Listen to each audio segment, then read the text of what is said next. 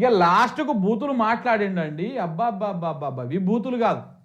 కేసీఆర్ పై మళ్ళీ రేవంత్ బూతు పురాణం. ఎవనికి రా నువ్వు జాతిపిత అంటూ కులం పేరు పెట్టి విద్వేషపూరిత వ్యాఖ్యలు.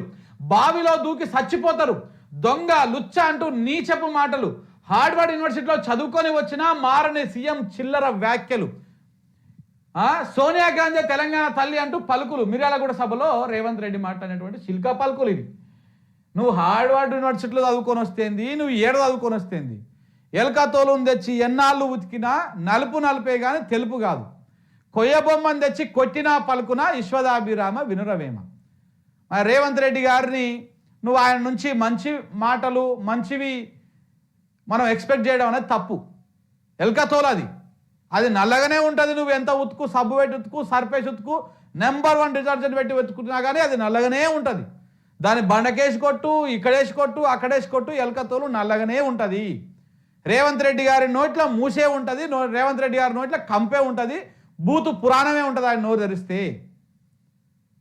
మీరు ఎంత మీ తండ్రి వేసినటువంటి కేసీఆర్ని పట్టుకొని రా అనేటువంటి పదాన్ని వాడుతూ ఉన్నాడు. ఒకసారి మీకు చూపిస్తాను ఆగండి ఆయన బయటలు. ఇవి మనం చూడాలి, నేర్చుకోవాలి. ఇంత అద్భుతమైనటువంటి పదాలు. మన పోలీసు వాళ్ళు నోటీస్ ఇచ్చారు, మా జాతిపితకు నోటీస్ ఇస్తారని. ఎవరికి రా నువ్వు జాతిపితవు? ఎవడు నీ జాతి? వినోద్రావు నీ జాత? ఎర్రబల్లి దయాకరావు నీ జాత? కుక్కడపల్లి కృష్ణారావు గారు నీ జాత? లేకపోతే తన్నీరు హరీష్ రావు గారు నీ జాత? నీ జాతికి పిత ఉండొచ్చు, మాకు మా నల్గొండకు నువ్వు ఎవరికి జాతి పితవు అని చెప్పేసి కులం పేరు పెట్టి. అంటే ఇప్పుడు ఏదైతే కేసీఆర్ ఉన్నారో ఆ కులానికి సంబంధించినటువంటి వాళ్ళ పేర్లు, వినోద్రావు, దయాకర్ రావు, హరీష్ రావు, ఇట్లా వీళ్ళ పేర్లు పెట్టి కులాన్ని దూషిస్తూ ఉన్నాడు ఒక ముఖ్యమంత్రి. ఈ రాష్ట్రంలో ఉన్నటువంటి ఆయన ప్రమాణ స్వీకారం చేసినప్పుడు కుల మతాలకు అతీతంగా, రాగద్వేషాలకు అతీతంగా అందరినీ సమాన దృష్టితో సమానంగా అందరినీ పరిపాలిస్తా అని చెప్పేసి రాజ్యాంగం మీద ప్రమాణం చేసి వచ్చినటువంటి ఒక ముఖ్యమంత్రి ఈ రకంగా ఒక కులం మీద విషం జిమ్ముతూ, ఒక కులాన్ని దూషిస్తూ, విద్వేషపూరితమైనటువంటి వ్యాఖ్యలు చేస్తూ, 2 వర్గాల మధ్య, ఒక వర్గం మధ్య అలజడి సృష్టిస్తూ, ఒక విద్వేషపూరితమైనటువంటి వాటికి కారణమవుతున్నటువంటి ఈ ముఖ్యమంత్రి మీద ఎందుకు కేసు పెట్టకూడదు? ఈ రాష్ట్రంలో పోలీస్ వ్యవస్థ పనిచేస్తే, ఈ రాష్ట్రంలో డీజీపీ గారు నిజంగా ఆ రూల్ బుక్ ప్రకారం పనిచేస్తే ఇమ్మీడియట్గా రేవంత్ రెడ్డి మీద కేసు పెట్టాలి కదా. ఇవి విద్వేషపూరిత వ్యాఖ్యలు కాదా? 2 వర్గాల మధ్య చిచ్చు రేపడం కాదా? ఓ కులాన్ని దూషించడం కాదా బహిర్గతంగా? ఇప్పుడు ఇదే మాటని గప్పట్ల తీన్మార్ మల్లన్న ఓ మాట మాట్లాడిండు రెడ్లను పట్టుకొని. ఎందుకో ఇటు ఊకిపోతారు అందరూ. ఇక ఇట్లా మాట్లాడినప్పుడు అది కరెక్టే అనిపిస్తుంది. మీరు ఇట్లా మాట్లాడినప్పుడు మరి నువ్వవనికి, నీ రేవంత్ రెడ్డి ఎవడు, నీ తిరుపతి రెడ్డి ఎవడు, నువ్వవని కథ, నువ్వేంది కథ అని చెప్పేసి అవతలోడు మాట్లాడలేడా? నీ ఉత్తమ్ కుమార్ రెడ్డి ఎవడు, నీ కోమటి రెడ్డి ఎవడు, ఈ రెడ్ల కథ ఏంది, రెడ్ల దౌర్జన్యం ఏంది, ఈ రెడ్ల దోపిడి తనమేంది? ఏం తెలంగాణ సమాజం ప్రశ్నించలేదా?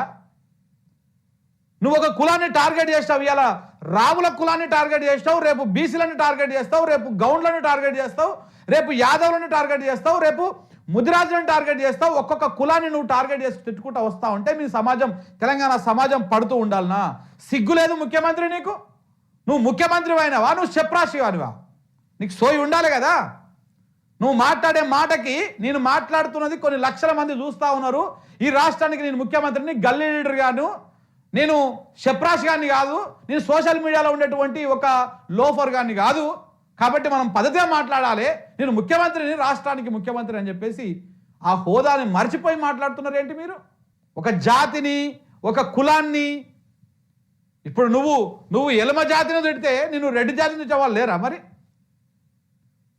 తెలంగాణ జాతిపిత గురించి చర్చ వచ్చినప్పుడు అసలు నీకు ఆ హక్కు ఉన్నదా? నీకు మాట్లాడే నైతికత ఉన్నదా? నువ్వు హార్డ్వర్డ్ చదువుకొని వస్తేంది, ఏడు చదువుకొని వస్తేంది, నీ నోరే కంపు, నీ మూతే కంపు, నువ్వే కంపు, మొత్తము బూతు. తెలంగాణ సమాజం సిగ్గుతో తలదించుకోవాలి. ఇలాంటి దుర్మార్గమైనటువంటి భాషని ఎట్టి పరిస్థితుల్లో యాక్సెప్ట్ చేయొద్దు. ఇవాళ నేనేమంటున్నా, ఇవాళ కేసీఆర్ కులాన్నో కేసీఆర్ను అన్నందుకు కాదు, ఇదే మాట ఇప్పుడు రెడ్లను అంటామండి. నేను అంటా ఈ నుంచి నీ రెడ్లని ఇలాంటి దూషణతోటే మీరు ఎవరికి ఏందిరా అని చెప్పేసి అంటే ఒప్పుకుంటారా? చెప్పండి, ఒప్పుకుంటారా? అంటే ఒక బలహీనమైనటువంటి వ్యవహారాన్ని, అంటే తక్కువ మైనార్టీలో ఉన్నటువంటి కులాలను దూషిస్తే ఎవడు ఏకీకృతం కాడు, ఎవడు మాట్లాడు అనేటువంటి ధోరణిలో మీకు అధికారం ఉంది కదా అని మాట్లాడితే ఇది రేపన్నాడు మీకు భయంకరంగా తిప్పి కొడుతుంది, చాలా భయంకరంగా తిప్పి కొడుతుంది. ఆ రోజు నీ దిక్కు అయ్యో పాపం అనేటోడు కూడా ఉండడు. ఇవాళ నువ్వు మాట్లాడితే నీకు అధికారం నీకు అండగా ఉన్నది, పోలీస్ వ్యవస్థ అంతా నీకు బానిసలుగా పనిచేస్తూ ఉన్నారు కాబట్టి నడుస్తుంది నీకు. కానీ రేపు భవిష్యత్తు అలా ఉండదు. లేకపోతే మా పాలమూర్పు నీ జాతితో ఏం పని? నీ జాతి ఏంది? నీ నీతి ఏంది? మీ జాతితోని మా నల్లగొండకి ఏం పని? నీ రెడ్లు లేకపోతే మా నల్లగొండ నడవదా? నీ రెడ్లు లేకపోతే మా పాలమూరు నడవదా? నీ రెడ్ల పరిపాలన లేకపోతే తెలంగాణ నడవదా? నువ్వు జాతి గురించి మాట్లాడితే తెలంగాణ సమాజం కూడా జాతి గురించి మాట్లాడుతుంది. మీ రెడ్లు ఏలకపోతే మా బీసీలు ఏలలేరు ఆ రాజ్యాన్ని, మీ రెడ్లు లేకపోతే మా దళితులు ఏలలేరు ఆ రాజ్యాన్ని. అసలు ఆ రావులొద్దు ఈ రెడ్లొద్దు పక్కన పడేయండి, మీరు ఓండి పక్కకోండి, వదిలేయండి, అస్త్ర సన్యాసం చేయండి, మేము మాకు రాజ్యం వద్దు అని చెప్పేసి మీరు పక్కకు పోండి సార్, ఎవరు దానట్లేదు. ఎంత నీచమైనటువంటి భాష అండి ఇది. ఏమి నీచమైనటువంటి భాష ఇది. జాతి ఏంది? నీ నీతి ఏంది?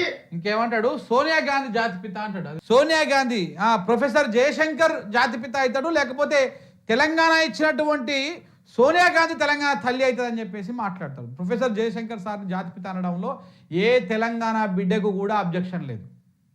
ప్రొఫెసర్ జయశంకర్ సార్ని కీర్తించడంలో, ఆయనని గౌరవించుకోవడంలో ఏ తెలంగాణ బిడ్డ, ఏ తెలంగాణకు తెలంగాణలో ఏ ఒక్కరికి కూడా అనుమానం లేదు, డౌట్ లేదు. సాక్షి కరెంటు పోయింది. సో కాబట్టి ఎవరికి అభ్యంతరం లేదు. కానీ సోనియా గాంధీని తెలంగాణ తల్లి అంటే చెప్పు తీసుకొని కొడతారు తెలంగాణ సమాజం. ఎందుకు అంటే చెప్తా విను. 1400 మంది బిడ్డలు చచ్చిపోవడానికి కారణం మీ సోనియా గాంధీ. ఇది నేను చెప్పే మాట కాదు, మీరే అన్నాడు నాడు టీడీపీలో. ఏమన్నారు టీడీపీలో ఉన్నప్పుడు? సోనియా గాంధీని తెలంగాణ తల్లి అంటున్నారు. ఆమె నైజానికి, ఆమె వ్యవహారానికి, ఆమెను బలిదేవత అని చెప్పేసి ఆమెకు పిరిదియాలి అని చెప్పేసి మాట్లాడింది ఇదే రేవంత్ రెడ్డి, నేను కాదు. ఆ రోజు నువ్వు మాట్లాడేది నిజమా అబద్ధమా? తెలంగాణ బిడ్డలను శ్రీకాంతాచారి చనిపోవడానికి కారణం ఎవరు? సోనియా గాంధీ కాదా? తెలంగాణ బిడ్డల ఆత్మ బలిదానాలకు కారణం ఎవరు? శ్రీకాంతాచారి కాదా? 69లో 369 మందిని పిట్టలకి కాల్చి చంపింది ఇందిరాగాంధీ కాదా? సోనియా గాంధీ అత్త కాదా? అసలు పోరాటమే కాంగ్రెస్ పార్టీ మీద కదా. మీ కాంగ్రెస్ పార్టీ ఎట్లా దయాదాక్షిణ్యాల మీద అవుతుంది? ఆఖరికి విధి లేని పరిస్థితిలో కాంగ్రెస్ పార్టీ బతకదు. ఇంకా రాష్ట్రంలో కాంగ్రెస్ పార్టీని మొత్తం పూర్తిగా బొందబెడతారని విధి లేని పరిస్థితిలో కదా తెలంగాణ రాష్ట్రాన్ని ఇచ్చింది. తెలంగాణ ప్రజల పోరాటానికి, తెలంగాణ ఉద్యమకారుల పోరాటానికి, తెలంగాణ గడ్డ పోరాటానికి తలొగ్గి కదా మీరు రాష్ట్రాన్ని ఇచ్చింది. మీ దయాదాక్షిణ్యాల మీద వచ్చింది అనుకుంటారా? సోనియా గాంధీ తల్లి ఎప్పటికీ కాలేదు, గుర్తుపెట్టుకో. గౌరవిస్తాం, ఇంతమందిని పొట్టన పెట్టుకున్నా చివరికి మా తెలంగాణ రాష్ట్రాన్ని ఇచ్చింది అని చెప్పేసి గౌరవిస్తాం. కానీ ఆమె తెలంగాణ తల్లి కాలేదు, కాజాలదు.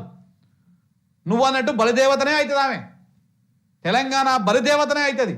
ఇంతమందిని బలి తీసుకున్నాక ఆమె కనికరించింది. ఇంతమంది బిడ్డలు చనిపోయిన తర్వాత నీలాంటి జాతి పితయి పెళ్ళ మొగుడు జోలి పెట్టుకుంటే కూడా ఫోన్ లేని సన్నాసి నువ్వు జాతి పితవంటే ఎవడన్నా ఉంటే ఆత్మహత్య చేసుకుంటాడు. ఏ పెండ్లం మొగుడి ఫోన్ విన్నారో మీరు బయట పెట్టాలి.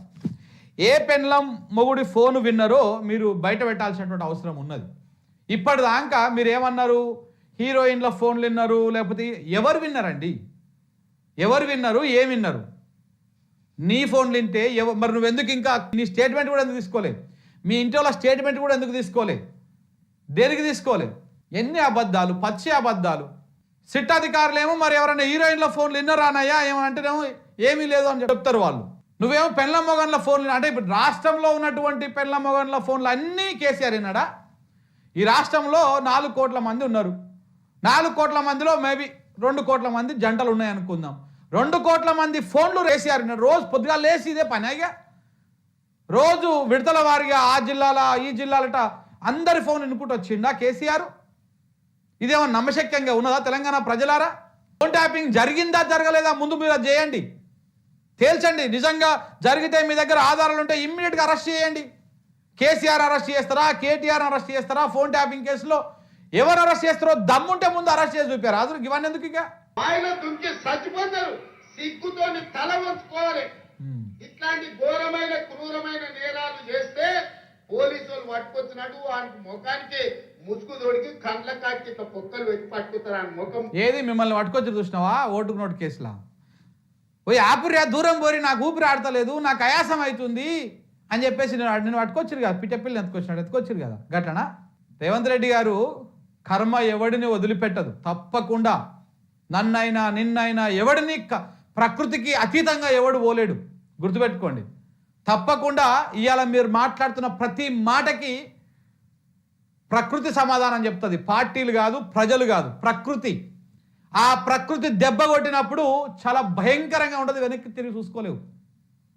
నేను చెప్పిన ఇంతకుముందుకే చెప్పడం జరిగింది. ఎన్నడూ నేను గత వారం 10 రోజుల నుంచి ఒక 2 నెలల నుంచి ఎప్పుడు వస్తూనే ఉన్నా కూడా, నేను మన వారం 10 రోజుల క్రితం ఒక అనాలిసిస్ కూడా చేసిన. ఎవరైనా సరే రాజకీయ ప్రత్యర్థులు పెరిగితే ప్రాబ్లం లేదు, కానీ రాజకీయ శత్రువులను పెంచుకుంటున్నాడు రేవంత్ రెడ్డి.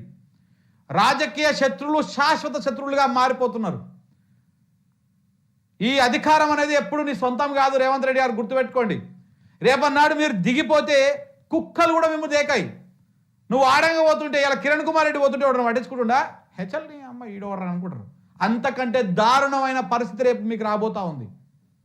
మీరు చూస్తూ ఉండండి. ఇలా ఏ అధికార దర్పం చూసుకొని విర్రవీగుతా ఉన్నారో, రేపు అధికారం పోయిన తర్వాత కుక్కలు కూడా దేకాయి. సో కాబట్టి ఈ నోటి దురుసు, ఈ బూతులు, ఈ అహంకారము ఇవి తగ్గించుకుంటే బాగుంటుంది, తగ్గించుకుంటే మంచిగా ఉంటుంది. ఇష్టం వచ్చిన తరీకలా మాట్లాడితే జనం కూడా మీకు ఏ రకంగా బుద్ధి చెప్పాలో ఆ రకంగా బుద్ధి చెప్పేటువంటి రోజులు రాబోతా ఉన్నాయి తొందరలోనే. మందికి చూపియొద్దండి. మన పోలీసు వాళ్ళు పిలిచినప్పుడు హరీష్ రావును కేటీఆర్ అందరినీ ముఖానికి మన పోలీసు వాళ్ళు పొక్కలు పెట్టి పట్టుకుతారు ఆయన ముఖం మందికి చూపియొద్దండి. మన పోలీసు వాళ్ళు పిలిచినప్పుడు హరీష్ రావును కేటీఆర్ అందరినీ ముఖానికి ముసుగు తోడు పట్టుకొచ్చేది ఉండే, లేకపోతే ముఖానికి మసి పూసి పట్టుకొచ్చి పోలీసుల ముందర పెట్టేది ఉండే. పోలీసు వాళ్ళు మంచోళ్ళు కాబట్టి ఏమనలేదు. మా జాతిపితకు నోటీస్ ఇస్తావా? మా జాతిపితకు నోటీస్ ఇస్తే తెలంగాణ సమాజానికి అనిపించినట్టే అంటాడు. నీలాంటి దోపిడీదారుడు, దొంగ, లుచ్చ, నువ్వెట్లా జాతిపితమవుతావని నేను అడగదలుచుకున్న మిర్యాల కూడా నుంచి. సిగ్గులేని మాటలు మాట్లాడతారు. ఇవాళ చేసిన తప్పులకు తల వంచుకొని ముక్కు నేలకు రాయాలి తెలంగాణ సమాజం ముందల. తెలంగాణ